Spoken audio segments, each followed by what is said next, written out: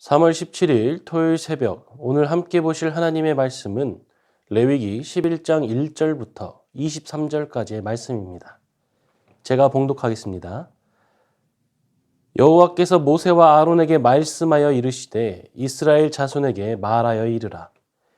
육지의 모든 짐승 중 너희가 먹을 만한 생물은 이러하니 모든 짐승 중 굽이 갈라져 쪽발이 되고 새김질하는 것은 너희가 먹되 새김질하는 것이나 굽이 갈라져 짐승 중에도 너희가 먹지 못할 것은 이러하니 낙타는 새김질은 하되 굽이 갈라지지 아니하였으므로 너희에게 부정하고 사반도 새김질은 하되 굽이 갈라지지 아니하였으므로 너희에게 부정하고 토끼도 새김질은 하되 굽이 갈라지지 아니하였으므로 너희에게 부정하고 돼지는 굽이 갈라져 쪽발이로되 새김질은 못함으로 너희에게 부정하니 너희는 이러한 고기를 먹지 말고 그 주검도 만지지 말라.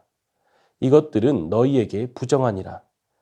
물에 있는 모든 것 중에서 너희가 먹을 만한 것은 이것이니 강과 바다와 다른 물에 있는 모든 것 중에서 지느러미와 비늘 있는 것은 너희가 먹되 물에서 움직이는 모든 것과 물에서 사는 모든 것 곧 강과 바다에 있는 것으로서 지느러미와 비늘 없는 모든 것은 너희에게 가증한 것이라. 이들은 너희에게 가증한 것이니 너희는 그 고기를 먹지 말고 그 주검을 가증히 여겨라. 수중 생물에 지느러미와 비늘 없는 것은 너희가 혐오할 것이니라. 새 중에 너희가 가증히 여길 것은 이것이라. 이것들이 가증한 즉 먹지 말지니 곧 독수리와 솔개와 물수리와 말똥가리와 말똥가리 종류와 까마귀 종류와 타조와 타흐마스와 갈매기와 새매 종류와 올빼미와 가마우지와 부엉이와 흰 올빼미와 사다새와 너새와 황새와 백로 종류와 오디새와 박쥐니라. 날개가 있고 네 발로 기어다니는 곤충은 너희가 혐오할 것이로되 다만 날개가 있고 네 발로 기어다니는 모든 곤충 중에 그 발에 뛰는 다리가 있어서 땅에서 뛰는 것은 너희가 먹을지니 곧 그 중에 메뚜기 종류와 배짱이 종류와 귀뚜라미 종류와 팥중이 종류는 너희가 먹으려니와 오직 날개가 있고 기어다니는 곤충은 다 너희가 혐오할 것이니라. 오늘도 우리에게 하나님의 말씀이 심겨지는 은혜가 있기를 소망합니다. 레위기 11장부터 15장까지는 정결과 부정에 관한 규례를 담고 있습니다. 레위기 1장부터 10장까지 하나님의 백성들이 어떻게 제사를 드리고 어떻게 예배를 드려야 되는지 보여줬다면 11장부터 15장까지는 하나님의 백성들이 어떻게 생활해야 되는지에 대해서 가르쳐주고 있습니다. 이스라엘 백성들은 율법이 정한 기준을 따라 먹는 것과 입는 것, 거주하는 모든 영역에서 구별된 삶을 배워야 했습니다. 특별히 오늘 본문인 11장은 하나님이 지으신 피조물 중에 정결한 짐승과 부정한 짐승을 나누고 있습니다. 다르게 표현한다면 음식법이라고 할 수도 있는데 이스라엘 백성들이 먹을 수 있는 정결한 짐승들과 먹지 못하는 부정한 짐승들을 보여주는 장면입니다. 어떻게 보면 우리가 살아가는 이 시대에서는 지키기 어렵고 힘든 부분이 있습니다. 또한 이해가 잘 안 되는 부분도 있습니다. 하지만 분명한 것은 하나님께서 오늘 이 말씀을 통하여 다시 한번 우리를 돌아보게 해주신다는 것입니다. 예수 그리스도로 인해 열리게 된 새로운 시대를 살아가는 우리가 어떻게 구별되어야 하는지, 어떻게 하나님께 영광을 돌리며 살아가야 하는지를 말씀하고 계십니다. 오늘 이 말씀을 통해 새 시대의 구별된 삶으로 하나님께 영광 올려드리게 되는 시간 되시길 바랍니다. 먼저 1절과 2절 말씀을 보도록 하겠습니다. 여호와께서 모세와 아론에게 말씀하여 이르시되 이스라엘 자손에게 말하여 이르라. 육지의 모든 짐승 중 너희가 먹을 만한 생물은 이러하니. 하나님께서는 모세와 아론에게 말씀하셔서 우리가 먹을 수 있는 생물들은 어떤 것인지, 또 우리가 먹지 말아야 하는 생물들은 어떤 것인지를 설명해 주십니다. 정한 짐승과 부정한 짐승으로 나누어 주십니다. 이 내용은 이해하기 어려운 부분이기도 하고 어떻게 해석하고 적용해야 할지 애매한 부분도 있습니다. 어떤 이들은 위생의 관점에서 먹으라, 먹지 말라 하신다고 주장하기도 하고 어떤 이들은 다른 이유를 근거로 제시합니다. 특정한 이유가 있을 수 있겠지만 그것보다 중요한 것은 하나님께서 왜 이 규례를 주셨는가입니다. 그래서 하나님께서 이 정결 규례를 주신 이유에 대해 묵상해 보고자 합니다. 먼저 이 규례가 주어진 이유는 이스라엘 백성들이 거룩하게 구별될 수 있는 기준이기 때문입니다. 이스라엘 백성들은 하나님의 백성으로서 그 주변에 있는 이방 사람들과 달리 거룩하게 구별되어야 했습니다. 그래서 하나님은 이스라엘 백성들이 먹을 수 있는 짐승들과 먹지 못하는 짐승들을 구분하셔서 그들이 이방 사람들 속에 있으면서도 구별된 백성으로 살아갈 수 있도록 그 기준을 제시해 주신 것입니다. 그러므로 이스라엘은 정결 규례를 지킴으로써 자신들이 만민 중에 구별되어 하나님께 속한 거룩한 존재가 되었음을 기억하며 감사해야 했습니다. 우리 한국을 예로 든다면 장로교는 술과 담배를 금하고 있습니다. 기독교인이 술을 마시지 않는다는 것은 교회를 다니지 않는 사람도 대부분이 알고 있는 사실입니다. 하지만 한국은 특별히 술 문화가 만연된 사회이기 때문에 이를 지킨다는 것은 매우 어려운 일입니다. 사회가 많이 바뀌었다고 이야기하지만 여전히 우리의 문화는 기독교인으로서 구별되어 살아가는 것이 쉽지 않습니다. 그럼에도 이러한 음식에 대한 기준을 통해 우리가 그리스도인으로서 구별되었다는 우리의 신앙의 표징을 보여주게 되는 것입니다.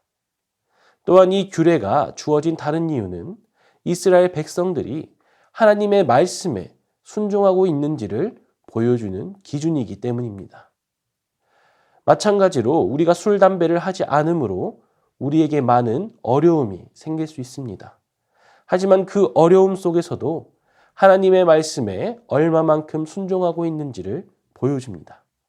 내가 먹고 싶어도 마시고 싶어도 하나님 말씀에 근거하고 또 교회가 정한 그 원리를 따라서 그것을 절제하고 끊어냄으로 인해 우리의 신앙을 드러낼 수 있는 신앙의 바로미터와 같은 모습이 있는 것입니다. 이러한 이유들을 생각해 봤을 때 하나님은 오늘 말씀을 통해 우리에게 거룩하게 구별되어야 한다는 것을 말씀해 주십니다. 우리가 이 세상에 속해 있지만 어두움 가운데 빛으로 또 소금과 같이 그리스도의 향기를 나눌 수 있는 그런 구별된 삶을 살아가길 원하시는 것입니다. 하나님 말씀에 대한 온전한 순종을 통해 아름다운 영향력과 선한 영향력을 끼치는 저와 여러분이 되기를 원하신다는 것입니다. 오늘 우리가 읽은 이 음식법은 우리가 살아가고 있는 신약시대에서 다음과 같이 해석이 됩니다. 디모데전서 4장 4절입니다. 하나님께서 지으신 모든 것이 선함에 감사함으로 받으면 버릴 것이 없나니. 고린도전서 10장 31절입니다. 그런즉 너희가 먹든지 마시든지 무엇을 하든지 다 하나님의 영광을 위하여 하라. 이와 같은 말씀들을 통해 궁극적으로 우리들이 어떤 음식에 제한되는 것이 아니라고 말씀하십니다. 그 자체로 정하고 부정한 것이 없는 것입니다. 그저 하나님 앞에서 우리의 온전한 순종과 구별된 모습이 우리의 삶을 통해 드러나야 한다고 말씀하시는 것입니다. 사랑하는 성도님들, 예수 그리스도 안에서 이제는 더 이상 정함과 부정함의 경계가 존재하지 않습니다. 예수님은 정함과 부정함을 결정하는 것이 우리 밖이 아니라 안에 있다고 말씀하셨습니다. 아무리 유익해도 내 안에 하나님의 말씀이 없고 주님의 통치 아래 있지 않다면 그것은 우리를 부정하게 하는 것입니다. 그러므로 그 자체로 정하고 부정한 것이 없는 것입니다. 정한 장소와 그렇지 않은 장소도 없는 것입니다. 그것이 무엇이든 하나님의 뜻대로, 하나님의 방법대로 사용될 때 그것은 정하고 거룩한 하나님 나라의 도구가 되는 것입니다. 그리스도 안에서 하는 일이면 모두 정결하고 거룩한 일이 되는 것입니다. 오늘 우리가 읽은 본문은 우리가 세상에 속해 있지만 하나님의 자녀로서 빛과 소금으로서 그리스도의 향기와 편지로서 우리 자신이 잘 구별되어야 한다는 것을 강조하고 있습니다. 그러므로 우리는 이 세상에서 하나님의 백성으로 구별되어 살아가고 있는지를 스스로에게 물어야 합니다. 오늘 우리에게 주어진 이 하루를 어떻게 살아야 하는지 하나님의 뜻을 구해야 하는 것입니다. 구별되지 못한 모습으로 세상의 악취가 아닌 하나님의 편지로서 그리스도의 향기를 드러내야 하는 것입니다. 그러므로 우리는 삶의 순간순간마다 그리스도 안에 거해야 합니다. 정함과 부정함의 세 기준은 바로 예수 그리스도이십니다. 우리가 그분 안에 거하고 우리 안에 계신 그분이 역사하실 때 주님은 우리가 하나님의 거룩한 백성으로 살아가게 하십니다. 그분 안에 거하는 우리의 삶이 되길 주님의 이름으로 축원합니다. 이 시간 주신 말씀을 기억하며 기도하겠습니다. 우리가 먹든지 마시든지 무엇을 하든지 하나님의 영광을 위해서 살아가는 거룩한 성도가 되게 하옵소서. 정함과 부정함의 세 기준이신 예수님을 따라 그리스도의 향기와 편지로 살아가는 우리가 되게 하옵소서. 이 시간 주신 말씀을 기억하며 함께 기도하겠습니다.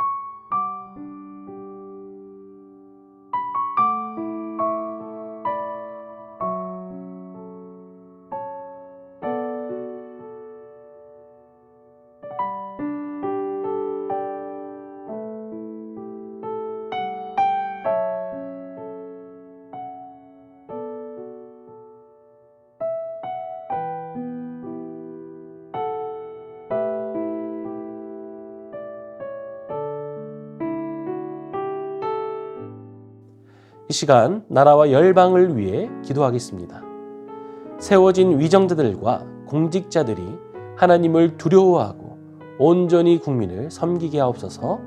침략과 폭력을 일삼는 제국들의 권세를 꺾어주시고 하나님의 샬롬으로 다스려지는 열방이 되게 하옵소서. 이 시간 나라와 열방을 위해 함께 기도하겠습니다.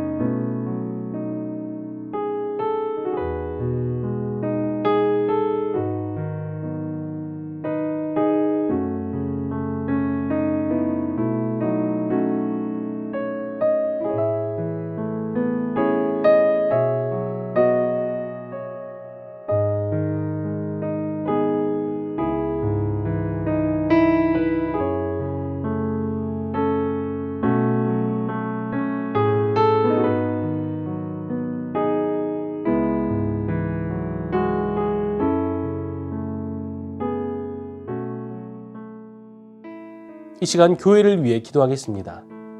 늘 하나님께로 돌이켜 하나님의 대리자라는 복된 사명을 기쁨으로 감당하는 온 성도들 되게 하옵소서. 교구 순장들과 교사 순장들을 성령과 주님의 사랑으로 충만케 하옵소서. 이 시간 교회를 위해 기도하겠습니다.